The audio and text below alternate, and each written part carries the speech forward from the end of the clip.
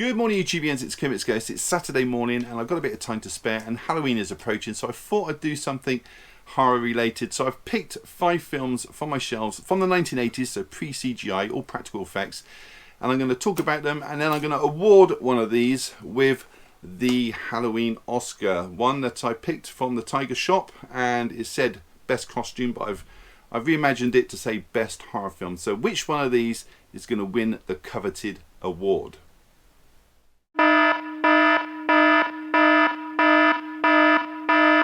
So the first contender for the coveted award is The Fly from 1986, directed by David Cronenberg and starring Jeff Goldblum as Seth Brundle. He's an inventor of a teleportation device and it does actually work, just not so much on living tissue. Not yet anyway. So after a few adjustments and under the gaze of an invited scientific journalist called Veronica Quaife, played by Gina Davis, Seth manages to teleport a baboon from one pod to another. Now this is quite a simple story. That really works with horror films, I think. No need to overcomplicate things. Whilst alone in the lab one day, Seth climbs into the pod in order to test it for himself, and unfortunately for him, he's not alone. Unbeknownst to Seth, there's a fly in there with him, and the device breaks down tissue to the DNA and rebuilds it in pod 2. And this happens simultaneously with the fly, re-emerging them as one entity. Slowly and disturbingly, Seth starts to change into Brundle Fly. Excellent practical effects with fingernails and teeth discarded, large black hairs sprouting from his back, and eventually the fly becomes the dominant creature. Chris Wallace was in charge of special effects and he won the Academy Award for his work. Let's see if he wins my coveted award for this one. Contender number 2 is The Poltergeist, a supernatural horror from 1982, directed by Tobe Hooper, produced by Steven Spielberg. Again, very simple story. You've got the Freeling family who live in a new house which happens to be built on an old burial site where the headstones have been removed but not the bodies.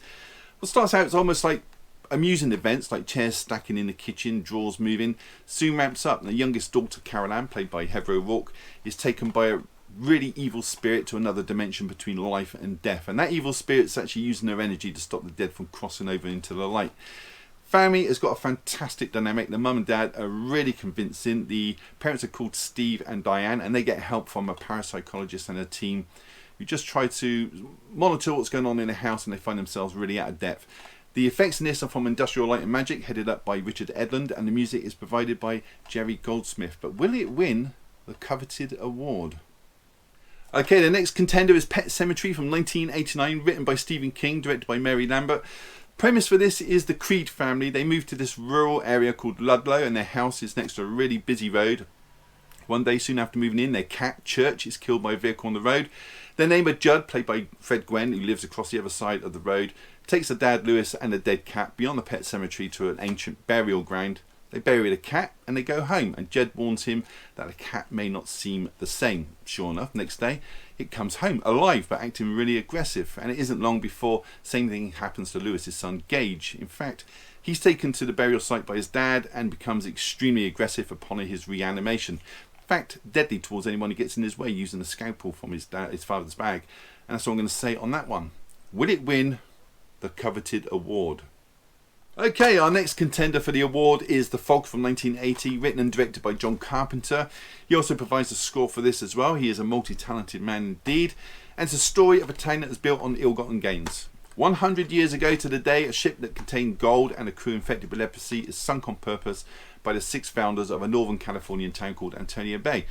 Now, to make matters worse, they actually recover the gold and they use it to build the town. Now, 100 years later, on the anniversary, the ghost ship is back and the crew to wreak revenge on the direct descendants of the town's founders. And this is marked by the arrival of a creeping thick fog. Again, really simple premise, not overly complicated in any way, very atmospheric indeed. The cast in this includes Adrian Barbeau, Jamie Lee Curtis, Janet Leigh and Hal Holbrook. Brilliant film, but would it win the award? So our last contender for the coveted award is The Thing, a science fiction horror film from 1982, directed by John Carpenter again. This one is set in the frozen landscapes of Antarctica and it's a story of a shape-shifting parasitic alien who can mimic and consume its prey.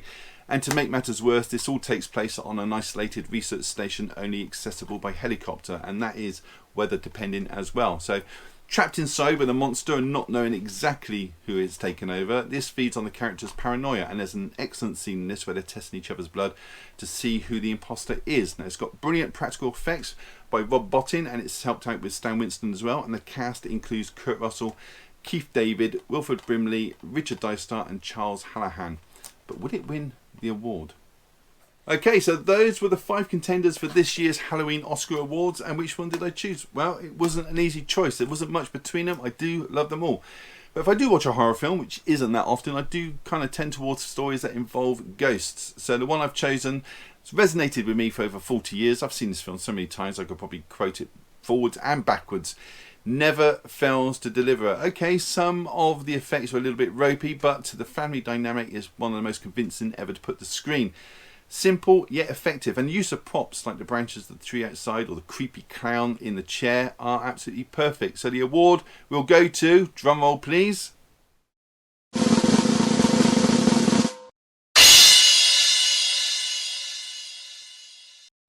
that's right, The Poltergeist. There you go. So that was it. Remember, just a bit of fun this one. If you've seen any of those films or just want to leave a comment or just want to leave your top 5 of the 80s, stick it down in the comment section. I will read every single one and try to reply if I have the time. Give the video a thumbs up. It really does help the channel, and subscribe if you haven't. It's all free. Why wouldn't you? And on that note, all that's left to say is thank you so much for choosing my channel today and watching my video. Take care, and I'll see you all in the next one. Bye.